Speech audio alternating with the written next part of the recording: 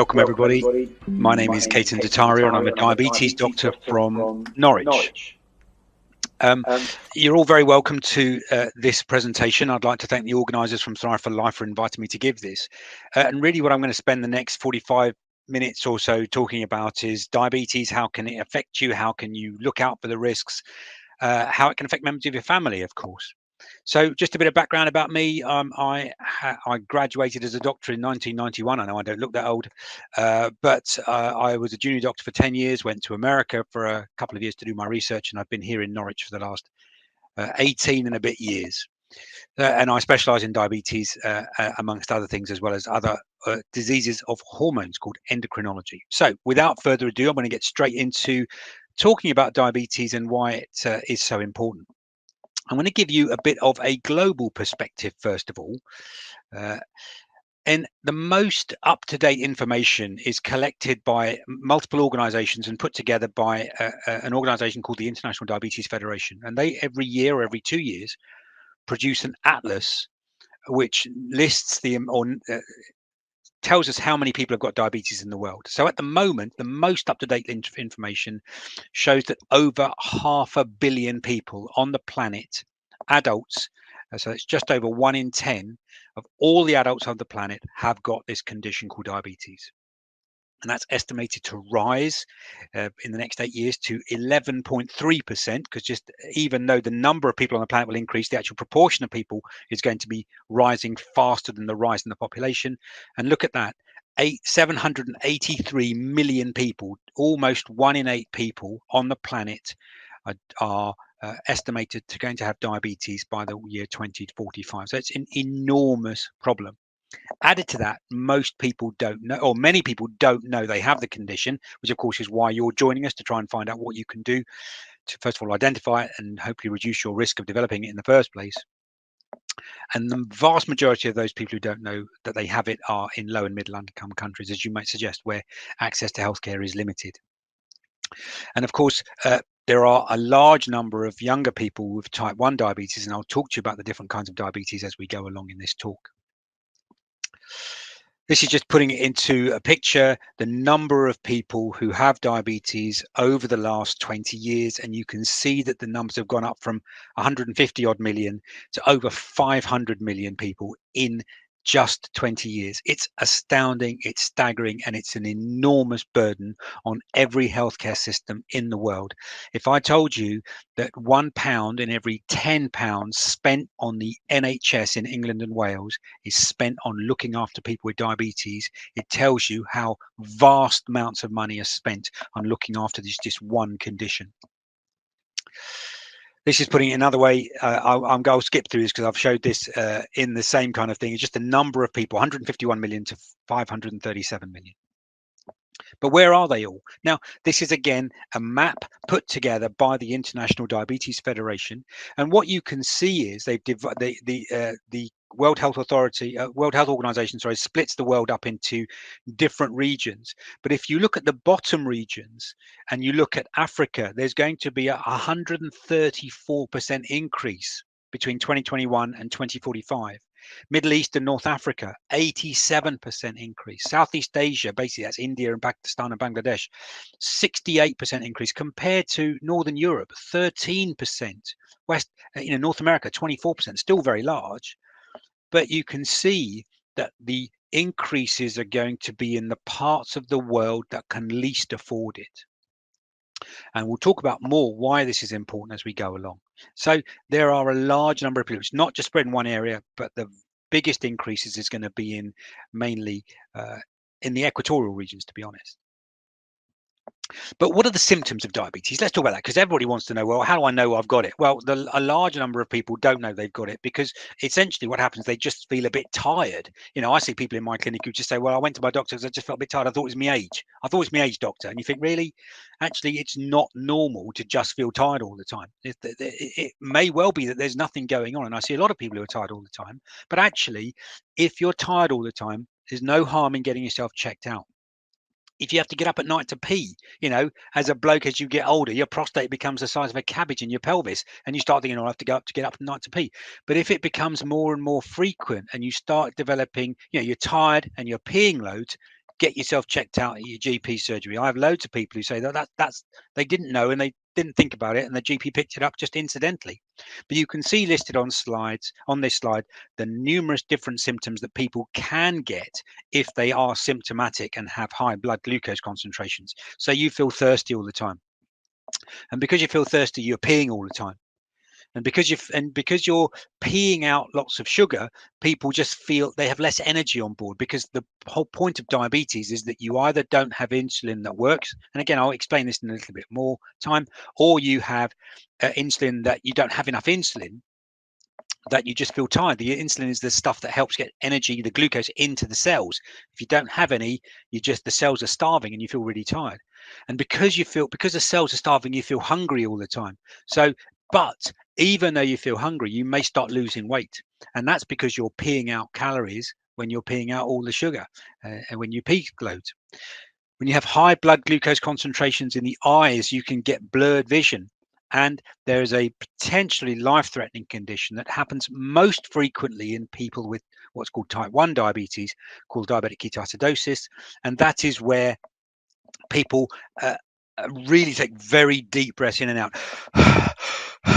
They're trying to blow off lots of carbon dioxide. And if you have you smell their breath, they smell like pear drops. And that comes on literally over a few hours. And that can be a potentially life-threatening condition. And it can happen either as somebody who doesn't know they've got diabetes, and that's how it comes to light, or if you've known to have diabetes, and if you're just ill otherwise because you've eaten something that's given you diarrhea or vomiting, you picked up a bug, that can also make you unwell. So those are some of the many symptoms of diabetes that somebody could have, either when they're first diagnosed or if their diabetes is actually getting worse. Now, that reminds me, I should also say, if you have any questions, please use the Ask the Question button on the bottom of the screen, and I'll try and get through those as we go along or at the end. And I'm sorry, I should have said that right at the beginning. So I said there are lots of different kinds of diabetes. The two main ones that most people will have heard of is type 1 diabetes, which is the one that tends to come on most frequently in young people, tends to come on in people who are of normal weight. And this is where the body's own immune system destroys the insulin producing cells, which are found in an organ in the tummy called the pancreas. That accounts for about 10% of all the cases. And if you've got type 1 diabetes, then almost always you should be looked after in a hospital environment. You should not be under the care of a GP, because it's quite a specialist condition that most GPs don't see enough of, because there are only about 500,000 people in the UK with type 1 diabetes. And so that's not enough for any individual GP to get enough experience to know how to look after them properly. So I'd encourage people with type 1 diabetes to be looked after by a secondary care team. By far and away, the most common type of diabetes is type 2 diabetes. And that's the one that tends to happen when people are more overweight, when people have got a family history of diabetes, when they're on various medications that can cause it. And I'll give you some examples of some of the other conditions that can increase the risk of developing type 2 diabetes. But about 90% of all the cases of diabetes are due to type 2 diabetes. And that's most likely linked to people's genetics, but also likely to be because people are overweight or living with obesity. But there are other kinds of diabetes, and increasingly common is something called gestational diabetes. And that's a kind of diabetes that appears for the first time when somebody is pregnant. Now, it could, of course, be they could develop type 1 diabetes or type 2 diabetes during pregnancy, and that could be gestational diabetes. And that's correct. But actually, what happens is that once a placenta is delivered, once the baby comes out and the placenta is delivered, often gestational diabetes goes away completely, literally as the placenta is delivered. But that woman is always at increased risk of developing type 2 diabetes, and so should still have regular blood tests done every year to check whether they have developed diabetes or are at increasing risk of developing diabetes. But there are other kinds of diabetes, and so because, as I mentioned, the insulin producing cells are in this organ called the pancreas. If you have pancreas disease, so you get something called pancreatitis, for example, and the most common causes of pancreatitis are having gallstones, drinking a lot of alcohol, starvation in various parts of the world, and other causes. Various drugs can cause pancreatitis as well. But if you have either long-term pancreatitis, where you get destruction of the tissues of the pancreas that can also then end up destroying the cells that produce insulin, which are embedded within the pancreas, and that can cause pancreatic disease. There are certain conditions where various hormones stop the insulin from working, and an example is given there called Cushing's, which is an exceptionally rare condition. But actually, there are lots of medications that could precipitate diabetes, and one of the most common medications that is prescribed in the UK population is something called steroids. So something called prednisolone or dexamethasone. So if you've got lung disease, or if you've got inflammatory bowel disease, or if you've got cancer, or if you've got dermatological skin conditions where you're prescribed steroids, they can make the insulin not work, and you can go on to develop type 2 diabetes as a result of being on steroids. Various infections can cause diabetes, and there's an enormous amount of debate about whether COVID causes diabetes or not, and the jury is still out. And there are other different conditions, as you can see listed there, which increase the risk. They're not always guaranteed to cause diabetes, but we're all talking about risk and whether that increases the risk of developing diabetes.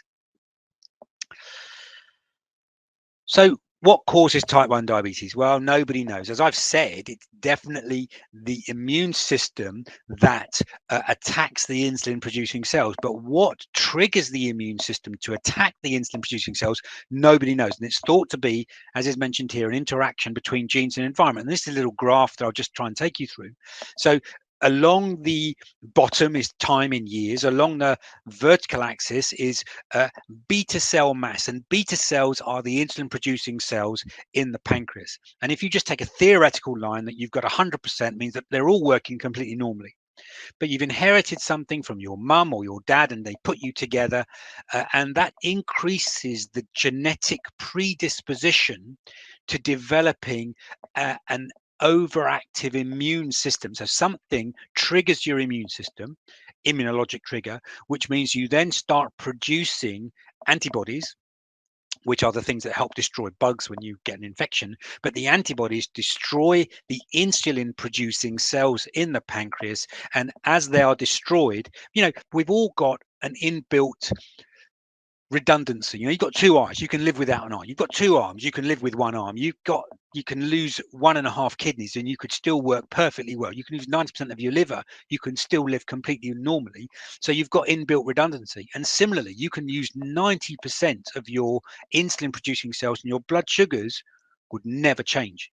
You lose 91%, and those remaining 9% of insulin producing cells cannot produce enough insulin to maintain blood glucose concentrations, and therefore your blood sugars start to rise.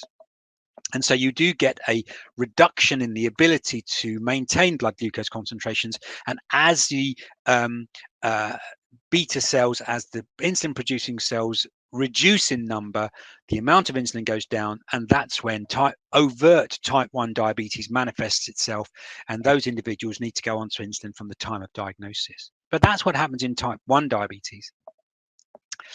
Is it preventable? No, not at the moment. There is an enormous amount of work going on all over the world trying to figure out where in the extremely complicated cascade in the immune system one needs to target to try and prevent type 1 diabetes, but not prevent people getting able to mount an appropriate immune response to infections and everything else, that all the other hazards that the immune system helps us tackle in the environment. And that's a really, really difficult thing to do, and people have been working on it for 40, 50, 60 years. Getting closer, but we're not quite there yet. The treatment for type 1 diabetes is this stuff. It's insulin. So insulin, for those of you who don't know, is a hormone that was discovered in 1922 by the two people on the very left-hand side. One was a failed surgeon, the chap with the glasses and the laboratory coat. His name was Fred Banting. And the young man in the white shirt is called Charles Best. He was a medical student in the University of Toronto. And the dog is called Marjorie, because Marjorie was the first animal to ever be given insulin as a treatment for diabetes. And that's the vial you see right in the middle. And insulin was first administered to a human, and that's the child you see on the panel on the right, called Leonard Thompson, on January the 11th, 1923. And you can see the very, that's literally just a month or 6 weeks after he was first given insulin, the difference. And before the discovery of insulin, type 1 diabetes was a universally fatal condition. Now, Banting and Best, and the two people who did this with them, were awarded the Nobel Prize in 1923. It remains the fastest ever awarding of a Nobel Prize in history. And I'm very fortunate to know the chair of the Nobel Prize Committee for Medicine, who lives in Sweden. And you can only win a Nobel Prize if you discover something. You can't win a Nobel Prize for being a nice person or a good egg. And so they discovered it in 1922. They administered it in 1923. Sorry, not yeah, and they 1922, and they won the Nobel Prize the year later. And of course, the millions of people around the world with type 1 diabetes would not be alive were it not for their discovery. Let's move on to type 2 diabetes. So the single biggest risk factor for type 2 diabetes is your genes. There's absolutely no doubt about it. You have to choose your parents carefully if you want to try and avoid the development of type 2 diabetes. But we can't do that anyway. But the next most important risk factor is your weight. And what we do is you can do this calculation called a body mass index. And the body mass index, the calculation is you divide your weight in kilos. Oh, that's not right. It's just weight in kilos, not weight in kilos squared. I apologize. There is a typographical error on this slide, which I should have noticed. It is your weight in kilos divided by your height in meters squared.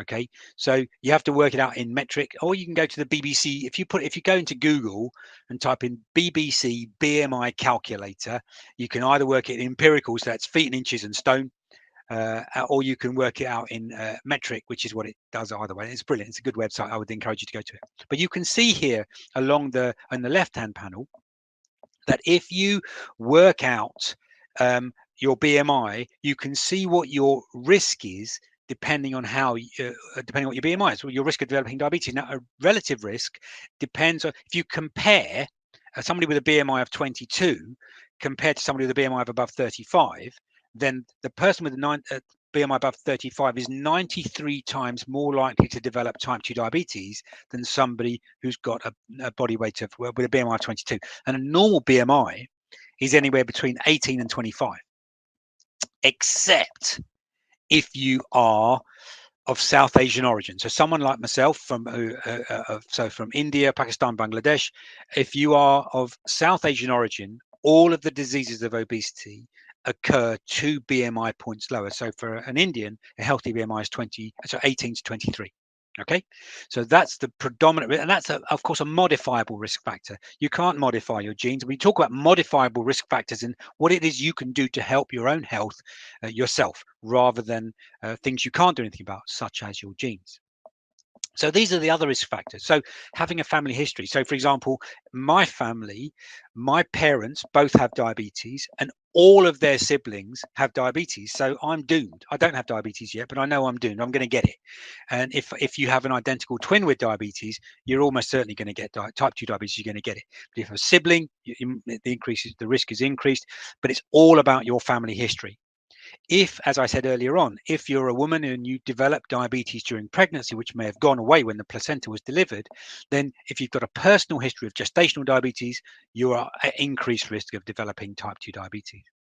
As I mentioned before, the use of medications such as steroid tablets, prednisolone, hydrocortisone, dexamethasone, or potent steroid ointments for if you've got skin diseases can also precipitate or make your insulin not work, and you can develop diabetes.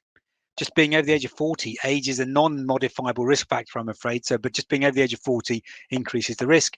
And as I mentioned, being of South Asian ancestries. So if you've got some of those risk factors, then and you don't feel quite right, going back to those symptoms that I mentioned earlier on, just feel tired, you're peeing loads, you're feeling drinking a bit more, no harm, go to your GP, find out, just get them to check, do a quick blood test can you just do a finger prick blood test in many cases to see whether you've got diabetes or not. But why? Why do we want to know about whether you've got diabetes? What's the point of treating either type 1 or type 2 diabetes? What are we trying to prevent? Well, we're trying to prevent people from dying young. And that's as simple as that. Now, this graph, it looks quite complicated, but I will take you through it. If we look at the men and the women, they're very similar, okay?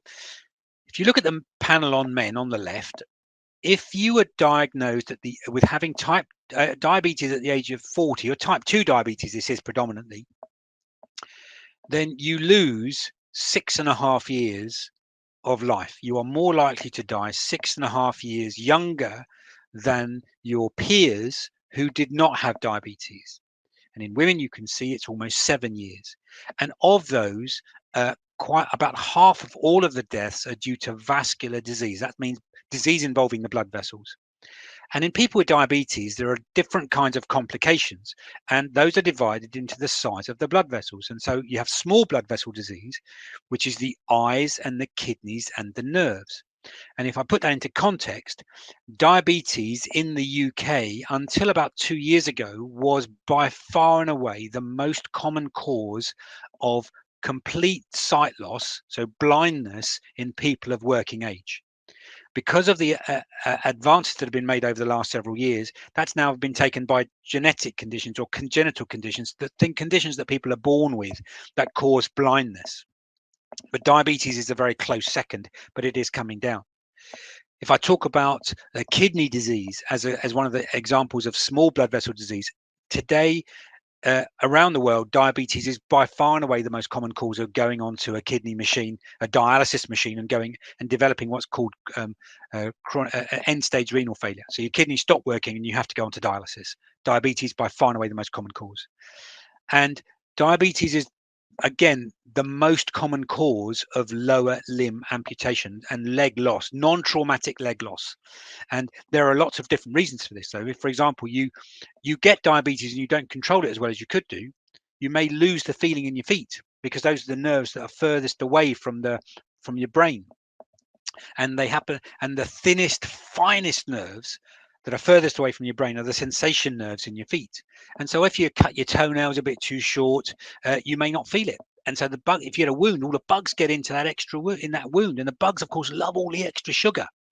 And if you get nerve problems, then your feet can become really quite dry. So you lose the antibiotic or antimicrobial properties of the sweat that's on your feet. I know people think sweat, stinky feet, but actually the sweat does protect your feet and does protect your skin. So you've cut your toenails too short because you can't feel it.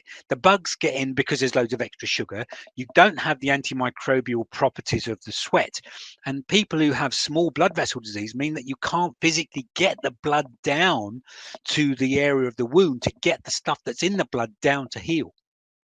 And so diabetes, it's a perfect storm. So diabetes related foot disease, again, is an enormous problem. In fact, it's been calculated that about £1 in every 125 pounds spent on the entire NHS is spent just on looking after people who've got diabetic foot problems. And the vast majority of that is completely preventable with good education, good diabetes control, and helping to making sure people look after their feet. But that's small blood vessel disease, eye disease, kidney disease, and nerve disease. But then you also have big blood vessel disease, and that's the things that are classifying those are heart attacks and strokes. And so in people who've got diabetes, which is not as well controlled as it could be, and I'll talk more about that in a little while, then those are the things that people develop. And so we're trying to show, or what we're trying to do is improve diagnosis, treat it really aggressively, really early, right from the get-go, to try and prevent these complications, because these complications don't come on after just 2 or 3 years. They come on after 10, 15, 20 years. And it's what happens to you during the first 10 years of your diabetes life, both in type 1 and type 2, that actually helps prevent complications for the next, well, now there's information up for the next 44 years.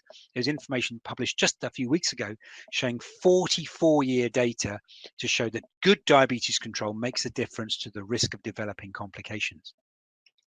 So Yeah. I hear this quite a lot. I mean, I have to say, quite a lot of time I hear, well, people, diabetes, it's a touch of sugar. It's an irrelevant condition. It's of no consequence. You've just a touch of the sugar. Right. Again, I'm going to give you a bit more information. So these are data published a few years ago from Denmark. But Denmark, like the UK, collects death certificate data. Okay. And again, look at the left-hand panel, if you would, because they're much the same, but the left-hand panel I'll describe to you. So you can see that along the bottom, this is data collected from people at the time they died. And along the bottom is the age at which people died.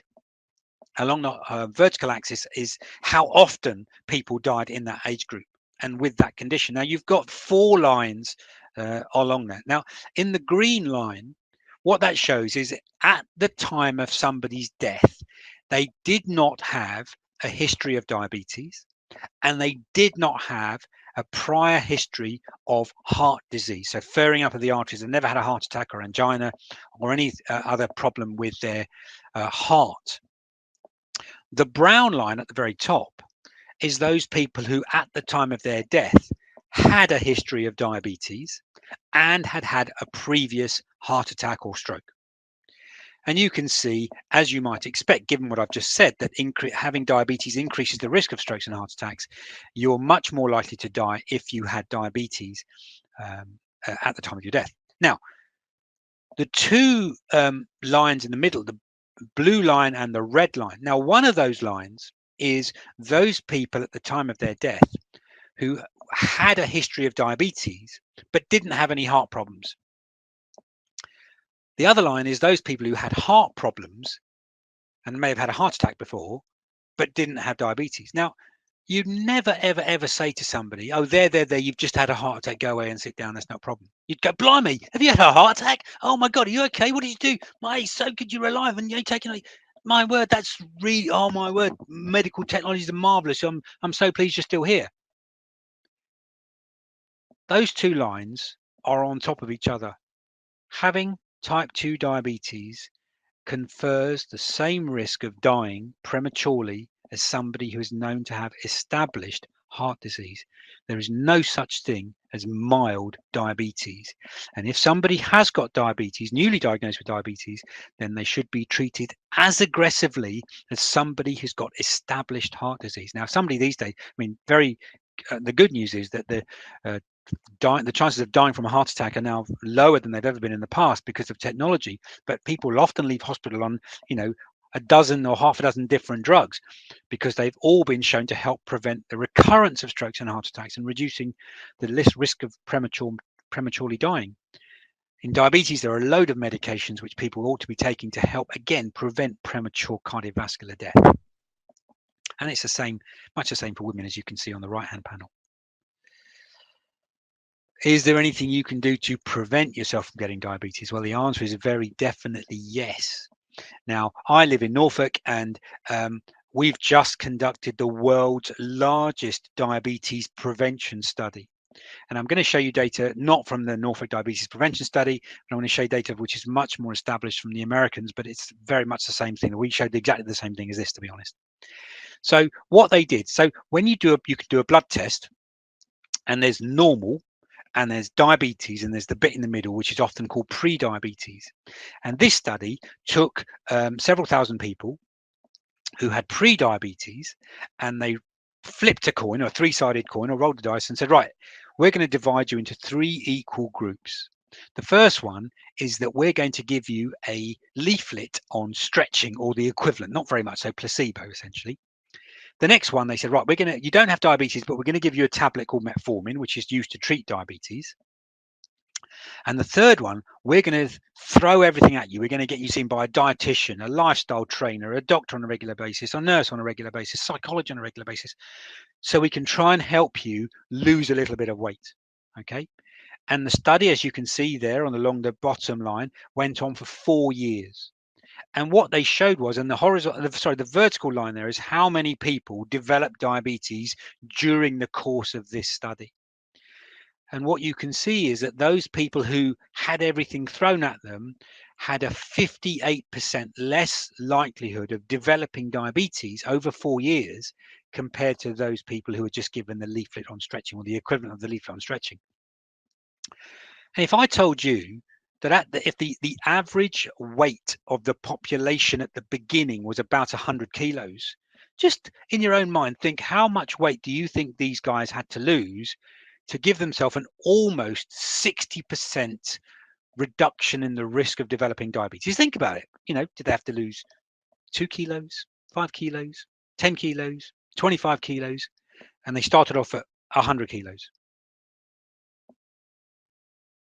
They had to lose 4 kilos and maintain that loss of 4 kilos. That's like 3/4 of a stone. Maintain it for 4 years, and you reduce your risk of developing diabetes by almost 60%. And that's been reproduced in many, many different studies, including our one here in Norfolk. This is a really busy slide, and I'm going to try and take you through it, okay, quite slowly.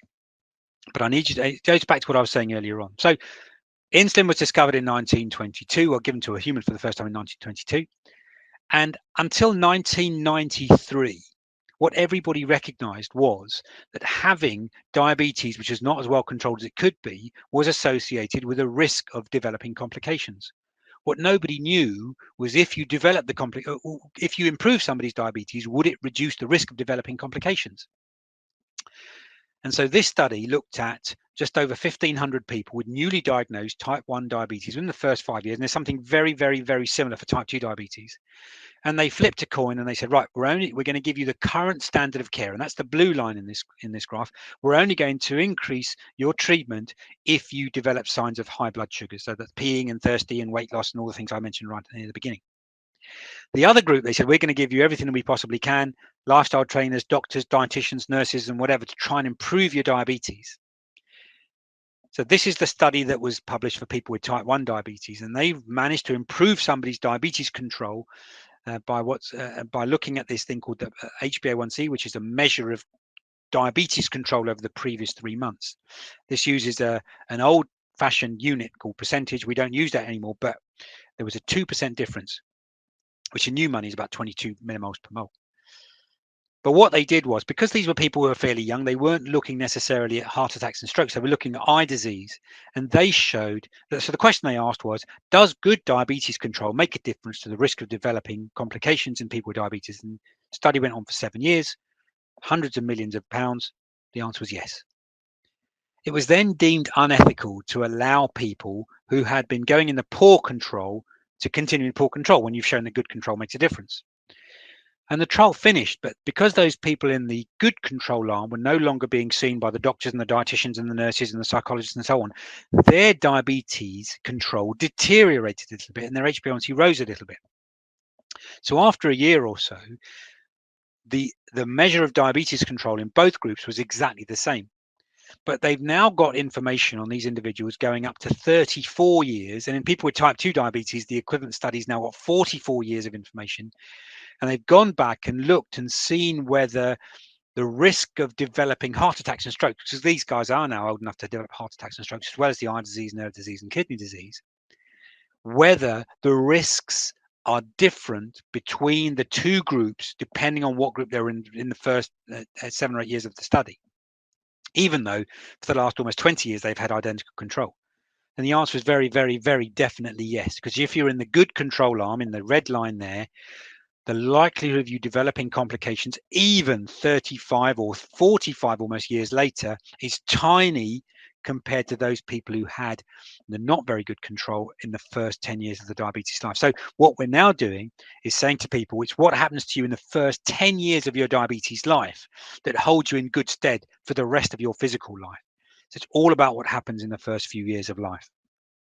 And again, a very busy slide. And again, just to mention, you have conventional treatment, which was the blue line, and the intensive treatment, which is the black, which was the red line on the slide before. This looks at cardiovascular outcomes, so heart attacks and strokes. After 20 years, you are much less likely to have heart attacks and strokes in the group who had intensive treatment. If you had a heart attack, strokes, and death, it will be much more likely to happen in those first few years if you're in the intensive treatment arm. Development of eye disease ALB stands for albumin in the urine, so kidney disease, and NEU stands for neuropathy, so nerve disease. And the green bars are those people in the intensive treatment arm. So compared to the red bars, which is those people in the intensive treatment arm. So you're much more likely, the risk is much more likely with the intensive treatment. So early aggressive treatment is very useful. And it's exactly the same thing for people with type 2 diabetes. And as I mentioned, there's information now published for people who've got type 2 diabetes followed for 44 years.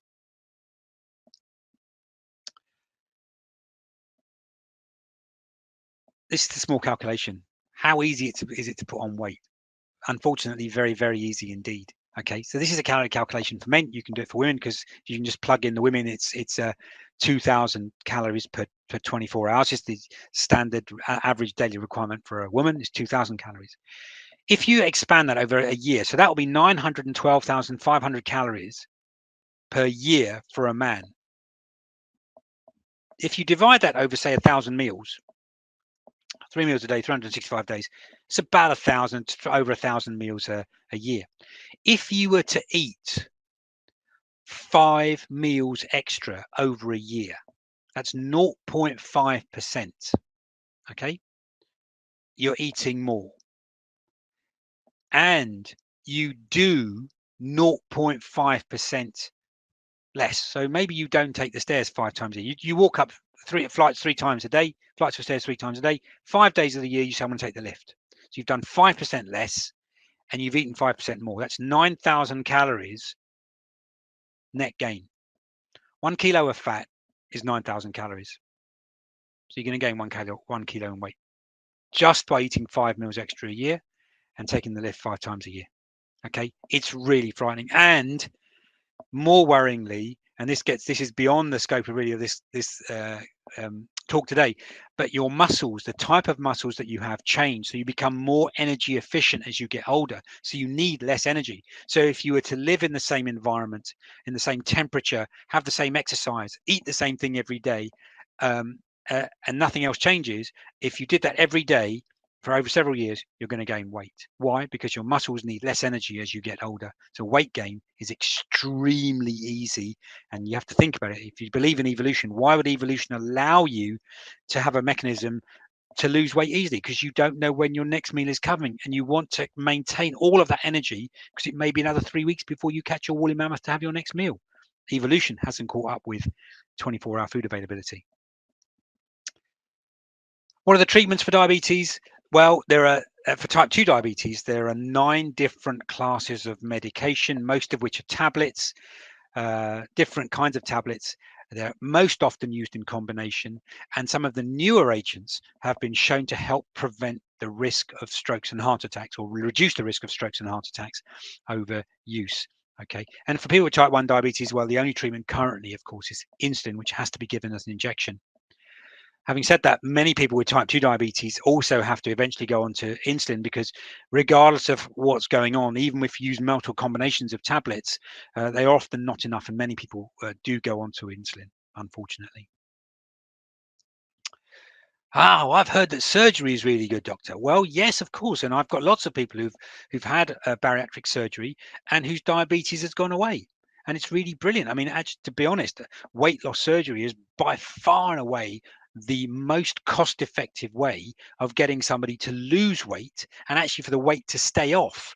But the problem is, of course, we live in a healthcare environment where, rightly or wrongly, there isn't enough money in the health system. We all pay for it, and we all understand that things have to be rationed because we can't give everything to everybody all the time. And the way it works is that one operation for weight loss costs about 10 grand. Okay, but it does pay for itself within a couple of years, because people who've got diabetes no longer have to take their diabetes drugs. They no longer have to take their blood pressure drugs, their cholesterol drugs, their arthritis drugs. Lots of medications will also stop when their diabetes goes away. And so actually, if you take those savings in, and of course there's productivity, people go back to work sooner, people can be more productive and pay taxes and so on. And if you get people to lose weight, it's actually a very, very cost-effective way of getting people back to normal working lives. The trouble is, of course, we live in a society where there is no money to spend now to save later. So that's the real problem. But even with surgery, and these are data from the Swedish obesity study published a few years, 10 years ago now, but they'd followed people up for 15 years, showing that, yes, many people, their diabetes had gone away, but for a few people, diabetes does still come back, even 15 years after their operation, even after they've maintained their weight. And of course, there are now new diets that are available, which you may have heard of for people with diabetes, which actually takes their diabetes away, which also does work, but it's really hard to stick to a 600 calorie diet. But it does work. People lose a lot of weight, their diabetes goes away. So, ladies and gentlemen, I'm coming to the end, but I would say to you, please do put your questions in the ask the question button, and I'll try and get through as many as I can. So the question is, what can you do? What can you do to help yourself stay well and avoid the risk of developing diabetes? Well, the first thing I would say is stop smoking. Okay, there is nothing I can say, nothing I can do that would, and nothing you can do that would make the single most biggest difference in your health and preserving your health. Stop smoking, please. Okay, simple as that. If you want to reduce the risk of getting diabetes, first of all, choose your parents very wisely. And if you can't do that, then maintain a good body weight. And if you're of South Asian origin, then ideally you want to make sure your BMI is not much more than 23, doesn't go much above 23. If you are of Caucasian origin, then 25 or less, please. 18 to 25 would be a healthy BMI. And do some regular exercise. Okay, the current guidance suggests you do about 150 minutes a week of moderate exercise. And when I say moderate, I mean going for a brisk stroll. What's a brisk stroll? It means that you've got a sheen of sweat on your brow. And you can just about hold a conversation. Okay, yes, you can walk, but you can hold a conversation with your friend who's come to walk with you during that 30-minute walk, or during that walk. You don't have to go straight away. You don't have to get into a leotard and start stretching and listening to Fame. You don't have to do that. You just have to walk and build it up. If you're not used to walking, start with a 5-minute walk for a few days. Go to a 6-minute walk for a few days. Go for a 7-minute walk. This is a long-term strategy. It's not losing 10 pounds in 10 days and getting to a bikini for Christmas. That's not the way it's done. It's a long-term strategy over several months to try and get yourself up to walking regularly at a brisk rate for up to half an hour. And if you think you can do it, you can do it. Okay, work some time into your day. Doesn't all have to be done at once. It can be done during the day. The other thing that people can do is do what's called high intensity exercise. If you're on medication, take every tablet and every injection every day, and make sure you go to every appointment to help reduce your risk of having problems. And with that, I shall say thank you for your attention, and I shall come to the questions, and let's see what's on the questions. Oh, there aren't any. Come on, team. I can't see any questions. If there are any, please do ask them. But otherwise, I hope you found that useful. Those are my contact details. You've got them on there. I'm on Twitter. JBDSIP is I chair an organisation called the Joint British Diabetes Societies for Inpatient Care. We look after people with, we create lots of documents for improving the care of people with diabetes in hospital. But otherwise, do feel free to tweet me, to email me. That's my website. You can see on there. And it's 1:15. And so with that, I shall say thank you very much for your attention. Have a lovely afternoon.